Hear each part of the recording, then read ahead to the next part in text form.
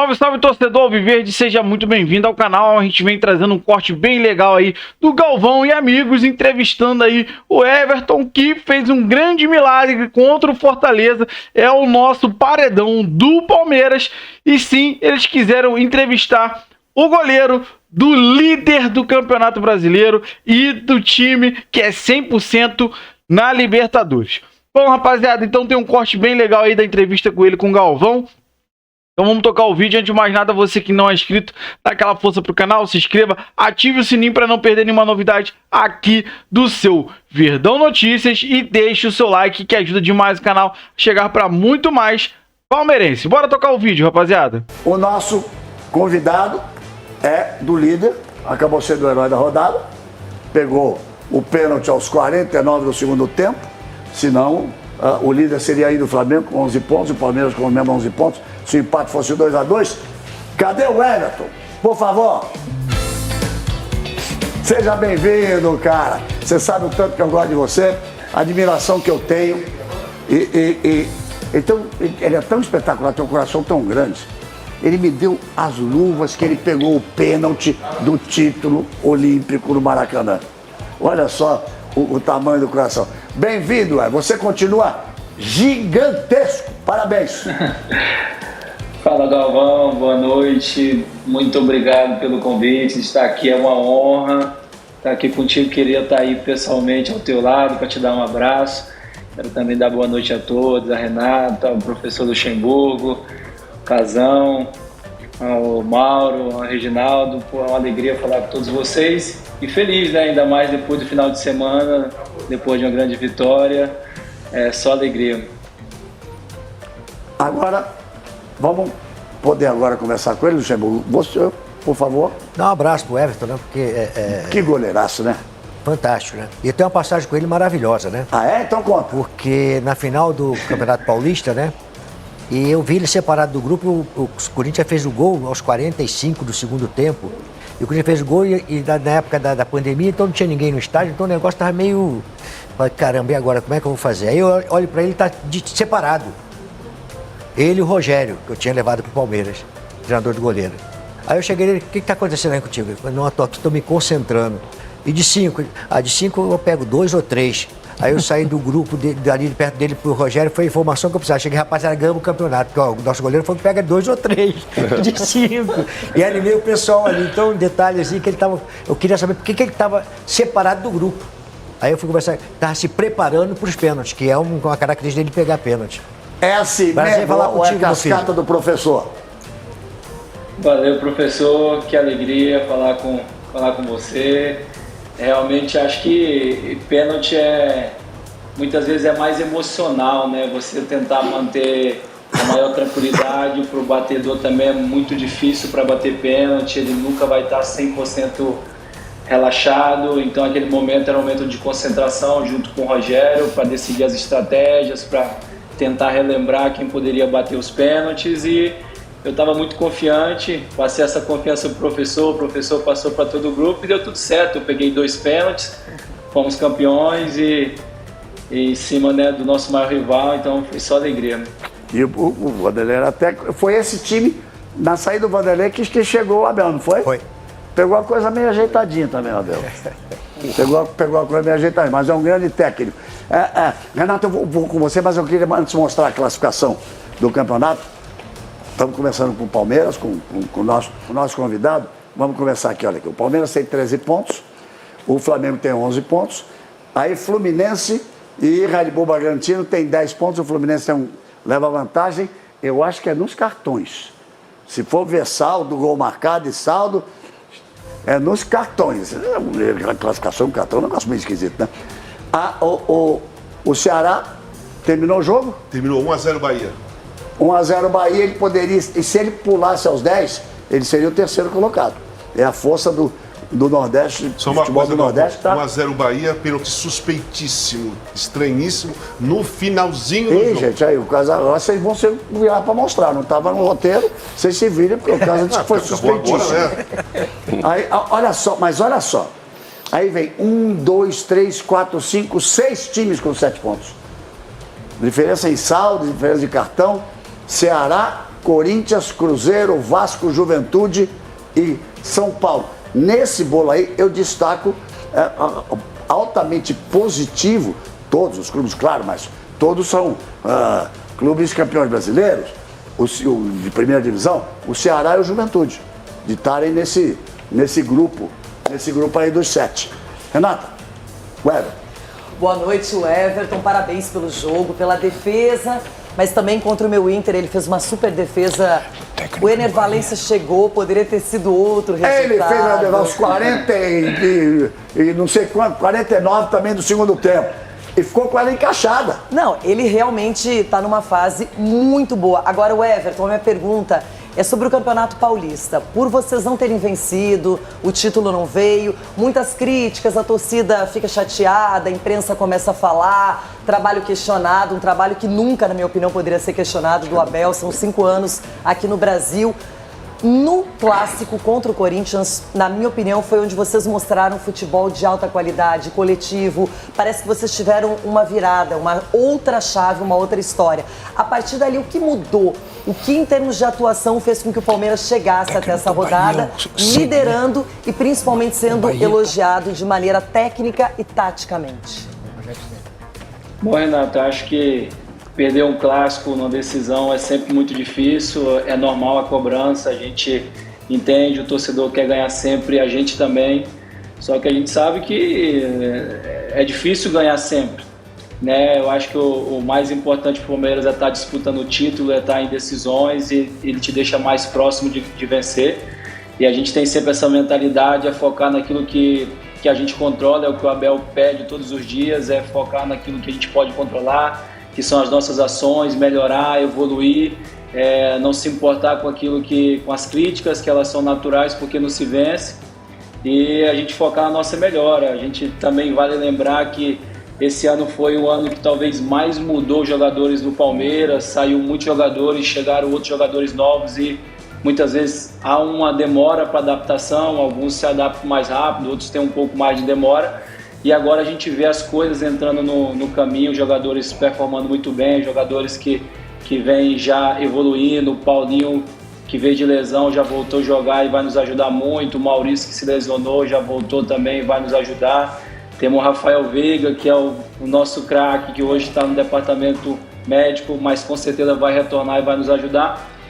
Então, assim, além de tudo isso, há uma competitividade muito grande entre a gente, porque são grandes jogadores que seriam titulares em qualquer equipe do Brasil, então gera uma competitividade entre a gente, e acho que quem ganha é o Palmeiras, que é um time sempre muito forte. Bom, eu quero mostrar, mas não coloque agora não, por favor.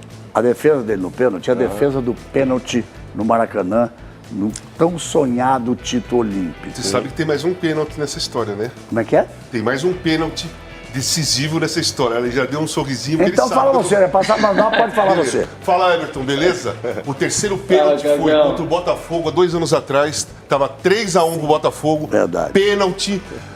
O Tiquinho Soares foi chutar, era o 4º gol, matava o jogo, ele pegou e o Palmeiras virou o jogo e o Palmeiras foi campeão. Verdade. Então são 3 pênaltis de muito peso. Também queria falar o seguinte, que nós fizemos a final olímpica, né? 16. Isso foi no sábado, né, Galvão? Sábado. Foi no sábado, Domingo de manhã eu estava num programa com ele lá no estúdio lá, com a medalha.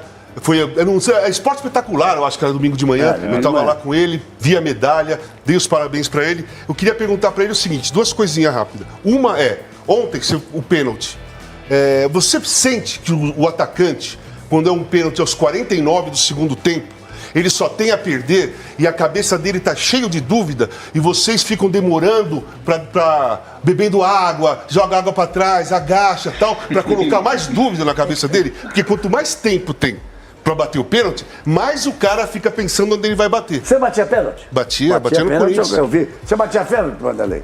Eu como? Não jogava? Você que falou agora, hein? Não fui eu. Você que falou. Só para concluir, se ele pensa nisso, pelo menos pensou nisso ontem, e a outra coisa a Copa do Mundo é ano que vem, né? Falta um ano. Vamos deixar essa mais pra frente? Eu quero mostrar os lances do pênalti. que eu ia perguntar se ele tá... porque a disputa, pra mim, a disputa de goleiro tá aberta. Então. Tá aberta, e ele tá dentro. É. Né? Eu quero saber se ele sente igual aos outros que estão lá de fora, porque eu vejo que às vezes tem muita preferência. Quando o goleiro brasileiro tá bem pra caramba e o lá de fora tá bem pra caramba, os caras convocam de fora, não convoca daqui. Mas isso é com qualquer jogador. Sim, mas goleiro é diferente, goleiros são menos, né? Goleiros são menos disputas, são mais de 3 goleiros só. Os jogadores são 23. Você pensa nisso? Tanto no atacante como nessa seleção? Deixa eu só, antes de você falar, dizer uma coisa. Isso que o Casa falou, eu vi tua declaração do pênalti de ontem, falou assim, não, tem que perturbar a cabeça deles mesmo, eu perturbo mesmo. Eu faço pra perturbar. É por aí? Ô Casão, obrigado aí pela tua pergunta, pelo teu comentário. Cara, óbvio que o momento é diferente, mas óbvio que quanto mais tempo demora, aos 48, 49, é difícil agora, obrigado aí. É por aí? Ô Casão, obrigado aí pela tua pergunta, pelo teu comentário. Cara, óbvio que é difícil agora eu falar de estratégia, porque cada momento é diferente, mas óbvio que quanto mais tempo demora, aos 48, 49 do segundo tempo, é muito mais tensão pro batedor, ele quer tentar resolver logo o problema e quanto mais demora, vai tomar uma água, tu tenta enrolar, deixar ele mais tenso, mais nervoso. Aos 49, a responsabilidade maior, sem dúvida nenhuma, é do atacante, ele tem que converter o pênalti, então o goleiro tentar manter a concentração, tentar induzir, tentar apontar para onde ele vai bater, para tentar mexer com ele, e foi o que eu fiz ali, eu estava bem tranquilo e muito confiante que poderia dar essa vitória para o Palmeiras e conseguir. Em relação à tua pergunta sobre a seleção, cara, eu nunca me senti assim. Eu acho que todos os goleiros que estão na seleção, eles estão por mérito, eles estão porque fazem um grande trabalho.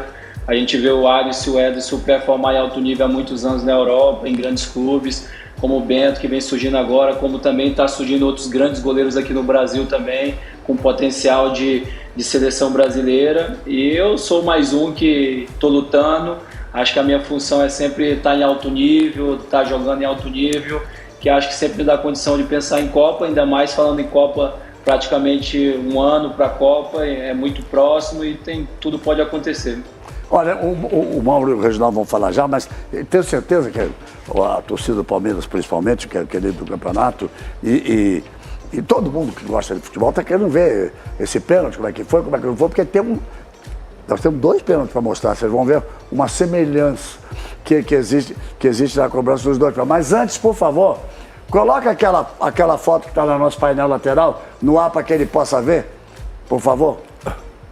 Ah lá, isso é o Abel indo agradecer o Everton, obrigado, valeu, garoto. Isso é uma coisa, o técnico sair para te dar um abraço assim, no meio do campo é bacana. Um abraço do chefe não é toda hora que você recebe, né? Tem que valorizar. Olha aqui, Mauro e o Reginaldo vão falar já, mas porque agora eu queria mostrar, vou mostrar primeiro a defesa do pênalti com o Fortaleza ontem. Como é que quem bateu mesmo, meu Deus? Lucero é bom jogador. E ele foi, então, vamos para ver? Coloca no ar pra gente aqui.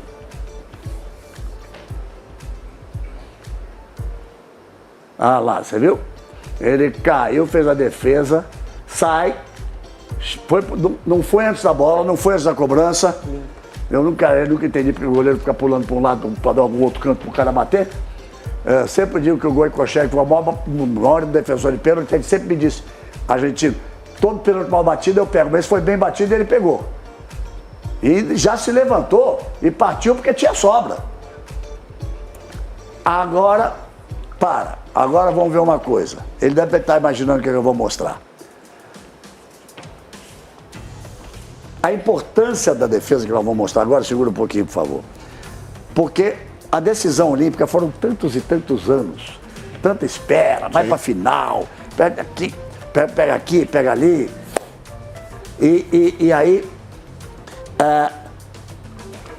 os jogadores, os 5 brasileiros que bateram, Neymar foi o último, cada um fez a parte deles.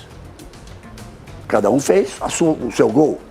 E dos 5 alemães que bateram, ele fez a diferença que ele pegou. E aquele pegou, fez a diferença da vitória da vitória por 5-4. Essa... eu fiquei tão feliz que... Escuta aí, que essa vai com a narração lá da Olimpíada. Vamos embora. É o Peterson, quem sabe agora. Vai que é sua, Everton. Partiu o Peterson, vai que é sua, vai que é sua, vai que é sua, vai que é sua, Everton. Vai que é sua, Everton. Essa foi pra dona Josefa, o Everton. Vai que é sua. Eu cismei de... Gente, coloca as duas juntas pra mim, pra gente dar uma olhada. Agora não tem narração. Você pode falar, você sai depois da cobrança, é no mesmo lugar, os pênaltis são batidos do mesmo jeito. Você pegou, olha a semelhança disso, gente. Dá uma olhada. Dá uma olhada nisso. Pode falar, Everton, eu quero saber de você. Como é que vai nessa bola? Não, eu acho que é convicção, né? Um dia eu contei a história do pênalti da Olimpíada, Galvão, que foi muito engraçado, que faltava ali 3, 4 horas pro jogo, era obrigatório os goleiros analisar os possíveis batedores com decisão de pênalti. E o Peterson, que era o quinto pênalti aí da Alemanha, ele tinha 8 pênaltis em cobranças para me ver lá antes do jogo. E tinha 4 pro lado direito e 4 pro lado esquerdo. E eu falei, poxa, e agora? Onde ele vai bater, né? Se for pros pênaltis, onde ele pode bater o nono pênalti? Eu fiquei analisando junto com o preparador de goleiro. E eu comecei a perceber que todos os pênaltis deles decisivos, que o time dele estava 0-0 ou estava final de jogo, ele batia sempre no canto esquerdo, ele era o canto de confiança dele. E eu fiquei com isso na minha cabeça. Então, quando veio o quinto pênalti, o cara vem do meio, final de Olimpíada, nunca que ele está confortável para bater um pênalti. É o quinto pênalti, ele é obrigado a fazer. E eu fiquei com aquilo na cabeça. Poxa, é um pênalti decisivo. Ele vai bater no canto de confiança dele. Eu vou ficar quieto, não vou dar sinal nenhum, vou fingir que eu também estou preocupado. E na hora que ele foi para a bola, eu voei no canto de confiança dele e deu tudo certo. E depois o Neymar foi lá e fez e veio aí o primeiro ouro para nós. Foram os lances decisivos, porque os 4 tinham feito, os 4 alemães tinham feito, ele pega e o Neymar bate a seguir. Tem gente aqui dizendo que qual foi mais difícil. Mauro Naves, agora você vai falar com ele, depois o Reginaldo, depois eu tenho uma pergunta diferenciada para fazer para você, que é uma brincadeira, é mais uma brincadeira. Ô Everton, prazer falar contigo, também estava lá na Olimpíada, também tenho foto com o Everton, Estamos com a medalha. na transmissão, nós 3 aqui. E com a medalha e tal, a sensação incrível. Acho que, inclusive, é óbvio que o da Olimpíada é muito mais histórico do que o de ontem, mas comentava com o Casagrande, acho que a dificuldade do de ontem foi maior, aí foi mais no canto, com a mão aberta, mas enfim, histórico aquele. Ué, você falou, Ampassan, aí, eu ia te perguntar sobre isso, o Palmeiras mudou demais. Eles falam, o Abel tá lá há 4 anos e meio, 5 anos, mas o time é muito modificado desse ano. Talvez por isso tenha demorado um pouquinho para engrenar. Mas você tem 5, 6 mudanças de jogadores titulares. Então, tem muito a ver, sim, com o trabalho do Abel. Como apareceu aquele abraço com você e ele ali, vou te perguntar, a gente não acompanha mais treinos? É relaxante treinar com o Abel ou é sempre tenso? Como é que é o professor Abel na intimidade lá com vocês? Boa, Fala, Mauro. Prazer falar contigo. Cara, o Abel, ele é totalmente o contrário do que vocês veem em jogos e entrevistas. Ele é totalmente o oposto. No dia a dia, ele é um cara amoroso, ele é um cara que fala tranquilo, ensina... tá ali sentado, vendo o treino, passando instruções, é totalmente o oposto. A gente fala, poxa, quando começa o jogo, acho que ele realmente veste a camisa e quer jogar junto. Então no dia a dia ele é totalmente oposto, é calmo, ele tá ali para exigir o melhor de todo mundo, para cobrar o máximo, para o Palmeiras continuar sempre competitivo. E tu, né, lembrou uma coisa certa, é difícil você remontar uma equipe, por mais que você já tenha um trabalho consolidado. E se você pega de toda essa geração que estava aí, ficou praticamente eu, o Gustavo, o Rafael Veiga e o Rocha, né, e o Mike, 5 só, praticamente é todo um time mudou meio novo, time. Exato, que está se estruturando outra vez, mas a gente já vê jogadores com mentalidade competitiva, que é o que o Palmeiras precisa, competir do início ao fim, acreditar do início ao fim. Essa é a cara do Palmeiras do Abel. Agora então eu vou passar para o Reginaldo. Antes de fazer a minha pergunta, mas eu queria falar uma coisa. Porque o Reginaldo, Quando você cobriu o Palmeiras, Valdir de Moraes, professor, Valdir de Moraes, grande goleiro, ele pode ser do mundo, o ano dele, assim. Muito bem, Meiras, esse de casamento, hoje, de estudar o Zé, sabe calcular, você mãe. É verdade, não. Todo esse canal é tudo comigo antes. Campeonato Brasileiro. Vai ter 7 gols marcados. Não. O Palmeiras tem 7 gols marcados nesse campeonato. Olha, agora vem a brincadeira, mas não é bem uma brincadeira, não. O Palmeiras tem 7 gols marcados nesse campeonato brasileiro. Vai colocando os gols para mim aqui, enquanto eu vou. Quem fez os gols, ó. Olha lá. 2 gols, Facundo Torres, o Piquerez e Flaco Lopes. 1 gol, Emiliano Martínez. São 7 gols que o Palmeiras marcou no Campeonato Brasileiro. Os 7 marcados por estrangeiro. O Palmeiras começou o jogo ontem com 7. Tinha você, me ajuda aí, eram 4. Eram 4 brasileiros. Micael. Ele, Micael. O Estevão. Felipe Anderson, Felipe Anderson. Estevão e Felipe Anderson. Pronto. Vitor Roque, depois que entrou no segundo. Mas aí depois entrou mais um estrangeiro. Acabou com 8. Contra o Corinthians também foram 8 que jogaram. Mas eu queria saber, no treino, com tanto uruguaio, argentino, colombiano, paraguaio, que idioma que vocês falam? Pô, Galvão, realmente os gringos estão tomando conta de tudo, viu? Eles já chegaram, eles já assumiram a música, geralmente você sabe que tem música no vestiário, eles já tomaram a caixinha de som, eles colocam música, é só música em espanhol. Cara, não deixa eles fazem não. tudo, né? Só eles fazem gol agora, então aí é que eles estão com moral mesmo, entendeu? Mas são gente boa, a gente fala que o Richard Hill fala melhor português que muita gente, entendeu? Então já é o português dele. O Gustavo Gomes já está há muito tempo, então já fala o portunhol dele. Mas, eles são muito gente boa, são bem tranquilos, vive mais um ambiente deles ali, junto com o grupinho deles. Mas são muito bem-vindos entre a gente, estão nos ajudando muito. Bom, rapaziada, esse é o corte que eu trouxe pra vocês aí do programa do Galvão, entrevistando o nosso paredão, o Everton, que fez um grande milagre contra o Fortaleza, ajudou demais o nosso Palmeiras a chegar a essa liderança isolada do Brasileirão. Bom, rapaziada, a mídia aí, né, cara, tanto o Casagrande, que é um corintiano, né, Luxemburgo, todos eles se rendem ao Verdão, porque o nosso futebol hoje está sendo um futebol mais equilibrado que do Flamengo. Porque desde o início do campeonato, todos eles colocam muito próximo o elenco, né, a competitividade do Flamengo e do nosso Palmeiras. Só que o Palmeiras é mais regular que o Flamengo. Você vê que o Flamengo empatou feiosamente lá com o Vasco. Então, esse empate que nos posicionou como líder. Porque se ele tivesse ganho, a gente ganha e ia continuar aquele empate ali. A gente estaria na segunda colocação, que eles deram uma sacolada no Juventude, para terem gato morto. Mas, enfim, o Palmeiras segue líder, tá? E toda a mídia vem respeitar esse elenco e o nosso treinador, que muitos vieram falar aí, que já acabou a era Abel, o Abel tem que ir embora. Cara, o Abel falou no início do ano, o estadual vai ser nossa pré-temporada e ponto. Só que muitos não levaram fé, muitos não acreditavam.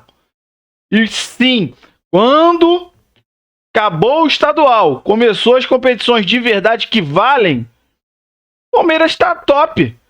O único jogo que foi mais ou menos o jogo contra o Botafogo, que empatou. Fora isso, é só vitória. Temos a sequência de 6 vitórias seguidas. Então, sim, o nosso Verdão vem muito forte nesse ano de 2025. Demorou um pouquinho, é certo, mas estava na nossa pré-temporada de luxo, como muitos disseram, né? Então, o Palmeiras segue na liderança, segue com 100% na Libertadores e o foco é esse. O professor Abel quer manter isso, se Deus quiser, no final do ano estaremos aí levantando a taça de campeão brasileiro e campeão da Libertadores. Bom, rapaziada, você que acompanhou o vídeo até o final, eu quero que você compartilhe com a gente a sua opinião. Você concorda, discorda em tudo que foi falado aí, tá? Deixa aí nos comentários. Você que não é inscrito, dá aquela força pro canal, vai lá, se inscreva, ative o sininho para não perder nenhuma novidade aqui do seu Verdão Notícias e deixe o seu like. Rapaziada, é muito importante você deixar o like, que ajuda demais o canal a chegar para muito mais palmeirense. Valeu, rapaziada. Um grande abraço.